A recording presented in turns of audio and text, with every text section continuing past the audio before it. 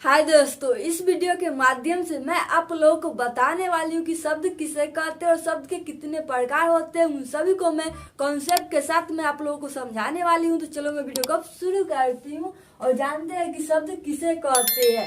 तो शब्द किसे कहते हैं, तो वर्णों के मेल से बने समूह को शब्द कहते हैं।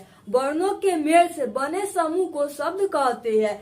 जैसे कि घर, वर्णों के मेल कर रहा है तो घर जो क्या है, एक वर्ण, ये सब क्या है, एक वर्ण है। इसको हम समूह में ला देंगे तो घर आ गया। तो यही समूह को हम शब्द कहते हैं। इस समूह में इसका कोई ना कोई सही अर्थ होना चाहिए तभी आपका शब्द कराएगा। समूह में हो जिसका सही अर्थ होना चाहिए तभी वो आपका शब्द कराता है। नहीं तो समूह में ऐसा बहुत सारे शब्द है जिसका कोई अर्थ नहीं होता तो वो आपका शब्द नहीं कराता है। तो घर का अर्थ क्या होता है, मकान होता है। तो घर का अर्थ क्या हुआ, मकान हुआ जिसमें लोग रहते हैं। अब देखते हैं कि शब्द के भेद। तो शब्द के भेद जो है अर्थ के दृष्टि से दो प्रकार के होते हैं। अर्थ के दृष्टि से शब्द दो प्रकार के होते हैं। कौन कौन से ये देखते हैं। एक आपका सार्थक शब्द, दूसरा निरर्थक शब्द। तो सार्थक शब्द किसे कहते हैं, तो वो ऐसा शब्द जिसका सही अर्थ निकले उसे हम सार्थक शब्द कहते हैं। उसे हम सार्थक शब्द कहते हैं। जैसे कलम, कलम का अर्थ निकल रहा है पुस्तक, ज्ञान, ये सब क्या हो गया आपका सार्थक शब्द हो गया। इसका सही अर्थ निकल रहा है तो इसी को हम सार्थक शब्द कहते हैं। अब देखते हैं निरर्थक शब्द किसे कहते हैं। तो ऐसा शब्द जिसका कोई सही अर्थ न निकले उसे हम निरर्थक शब्द कहते हैं। वैसा शब्द जिसका कोई सही अर्थ न निकले उसे हम निरर्थक शब्द कहते हैं। अब इसके आगे देखते हैं। आप जानते हैं कि शब्द और पद होता क्या है, इसमें अंतर क्या है। तो वर्णों के मेल से शब्द बनता है, ये आप सभी को पता है कि वर्णों के मेल से शब्द बनता है। और यही शब्द जब वाक्य में अर्थवाचक बनकर आए तो वो आपका पद कहलाता है। वो आपका क्या कहलाता है, पद कहलाता है। जब शब्द वाक्य में अर्थवाचक बनकर आए तो वो आपका पद कहलाता है। जैसे कि पुस्तक लाओ, इस वाक्य में दो पद है। पुस्तक लाओ, इस वाक्य में कितने पद है, दो। एक है पुस्तक, दूसरा है लाओ। तो इसमें दो पद हुआ, जिसका नाम है, एक पद का नाम हुआ नाम पद, दूसरा है क्रियापद। तो इसमें दो पद है, कौन कौन सा पद में जाएगा ये आपको बताना है। तो नाम पद कह रहा है, तो नाम पद का मतलब कि जिसका नाम हो। तो पुस्तक इसमें आ जाएगा, नाम पद में आपका पुस्तक आ जाएगा। और क्रियापद जिसका क्रिया यानी कि जिस शब्द का लास्ट में ना हो वो आपका क्रियापद में आ जाता है। लाना, लाना को हम बोले यहाँ पे लाओ तो ये आपका क्रियापद हो जाएगा। तो जिस शब्द के लास्ट में ना हो वो आपका क्रियापद कहलाता है और जिसका नाम हो वो आपका नाम पद कहलाता है। तो ये आप समझ गए होंगे कि शब्द और पद में क्या अंतर है। अब हम जानते हैं बनावट या रचना की दृष्टि से शब्द के कितने भेद होते हैं। तो बनावट या रचना की दृष्टि से शब्द के तीन भेद होते हैं। वो कौन कौन से होते हैं, तो एक आपका रूढ़ शब्द, दूसरा है यौगिक शब्द, तीसरा है योगरूढ़ शब्द। यही तीन शब्द होते हैं बनावट या रचना की दृष्टि से।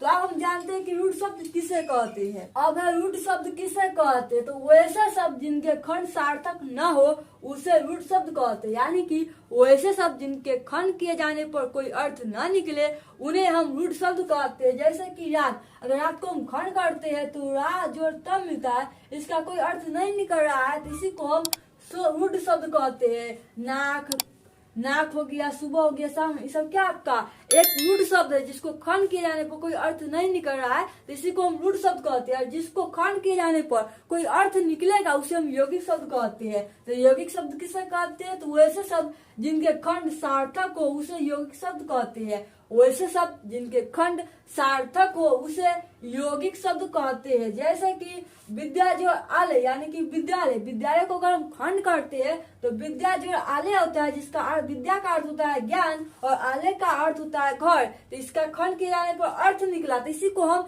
यौगिक शब्द कहते हैं। और आपका पुस्तकालय है, पुस्तकालय को अगर हम खंड करते हैं तो पुस्तक जो आले, इसका भी अर्थ निकल रहा है। पुस्तक हो गया किताब यानी, और आले मतलब कि घर हो गया। तो इसको खंड किए तो इसका भी अर्थ निकला तो इसको हम यौगिक शब्द कहेंगे। जिसको खंड किए जाने पर कोई अर्थ निकलेगा उसे हम यौगिक शब्द कहेंगे। और जिसको खंड किए जाने पर कोई अर्थ न निकलेगा उसे हम रूढ़ शब्द कहते हैं। तो विद्यासागर, घुड़सवारी सब क्या गया आपका यौगिक शब्द हो गया। तब हम देखते हैं अब है योगरूढ़ शब्द किसे कहते हैं। तो वैसा यौगिक शब्द जिसका एक विशेष अर्थ प्रकट हो उसे योगरूढ़ शब्द कहते हैं। वैसे यौगिक शब्द जिसका एक विशेष अर्थ प्रकट हो उसे हम योगरूढ़ शब्द कहते हैं। जैसे कि कमर, कमर यहाँ पर क्या है, एक यौगिक शब्द है लेकिन इसका एक विशेष अर्थ प्रकट हो रहा है पंकज, जो ये योगुट शब्द हुआ। पंकज क्या है, योगुट शब्द हो गया। और गैलेज जी क्या हमारा ये यौगिक शब्द है, लेकिन इसका एक विशेष अर्थ प्रकट हो रहा है, लंबोदर जो हो गया ये आपका योगुट शब्द हो गया। और नेक्स्ट है कि विष्णु क्या है, ये यौगिक शब्द क्या है, यौगिक शब्द है, लेकिन इसका एक विशेष अर्थ प्रकट हो रहा है, चक्रपाणी जो ये योगुट शब्द हुआ। और नेक्स्ट है कि रावण क्या है, एक यौगिक शब्द है, लेकिन इसका विशेष अर्थ प्रकट हो रहा है, दशानन जो भी आपका योगुट शब्द हो गया। तो इसी को हम योगुट शब्द कहते हैं। वैसा यौगिक शब्द जिसका एक विशेष अर्थ प्रकट हो उसे योगुट शब्द कहते हैं। अब हम देखते हैं उत्पत्ति की दृष्टि से शब्द के भेद। अब उत्पत्ति की दृष्टि शब्दों के भेद, तो उत्पत्ति की दृष्टि से शब्दों के 4 भेद होते हैं। वो कौन कौन से है, तो तत्सम, तद्भव, देशज, विदेशज। तो पहले जान लेते हैं कि तत्सम शब्द किसे कहते हैं। अगर हम तत्सम का छंदी विच्छेद करेंगे तो तत्व जो सम आता है, जिसका अर्थ होता है, तत् का अर्थ होता है उसके, और सम का अर्थ होता है समान, यानी कि तत्सम का अर्थ हो गया उसके समान, यानी किसके समान, तो संस्कृत के समान जो भी शब्द होते हैं उसी को हम तत्सम शब्द कहते हैं। यानी कि हम जान लेते हैं तत्सम शब्द किसे कहते हैं, तो हिंदी में संस्कृत के मूल शब्दों को तत्सम शब्द कहते हैं। जैसे कि अग्नि क्या है, ये संस्कृत भाषा है, तो अग्नि यानी कि संस्कृत के मूल शब्द है, इसी को हम तत्सम शब्द कहेंगे। तो अग्नि, जगत, पृथ्वी सभी जो है तत्सम शब्द है। आप देख लेते हैं तद्भव शब्द, तो अगर हम तद्भव का छंदी विच्छेद करेंगे, तत्व जो भव आता है, जिसका तत्व का अर्थ होता है उससे, और भव का अर्थ होता है होना, यानी कि तद्भव का अर्थ हो गया उससे होना, यानी कि संस्कृत से हिंदी में होना, यही आपका तद्भव शब्द कहलाती है। तो हम देख लेते हैं तद्भव शब्द किसे कहते हैं, तो हिंदी में संस्कृत के विपरीत शब्दों को हम तद्भव शब्द कहते हैं। हिंदी में संस्कृत के विपरीत शब्दों को हम तद्भव शब्द कहते हैं। जैसे कि अग्नि क्या, ये संस्कृत है, अग्नि क्या है, संस्कृत है, और इसका विपरीत क्या होता है, अग्नि का आग हो जाता है, विपरीत क्या होता है, आग हो जाता है। तो ये अग्नि से आया आग, तो आग को हम कहते हैं तद्भव शब्द, और अग्नि को हम कहते हैं तत्सम शब्द। उसी प्रकार से हस्त को हम क्या, हस्त का विपरीत क्या होगा, हाथ हो जाएगा। तो हस्त जो हो गया ये आपका तत्सम शब्द हो गया, और हाथ जो है ये आपका तद्भव शब्द हो गया। तो आग, हाथ, इस कौन सा शब्द हो जाएगा, तद्भव शब्द हो जाएगा।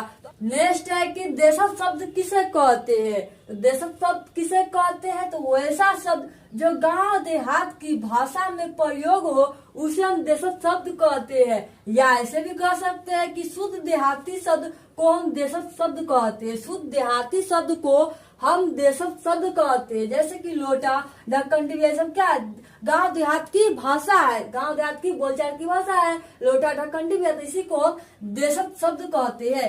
अब है विदेशज शब्द किसे कहते हैं। लास्ट है कि विदेशज शब्द किसे कहते हैं, तो वैसे शब्द जो दूसरे देशों की भाषाओं से हिंदी में प्रयोग किए जाते हैं उसे हम विदेशज शब्द कहते हैं।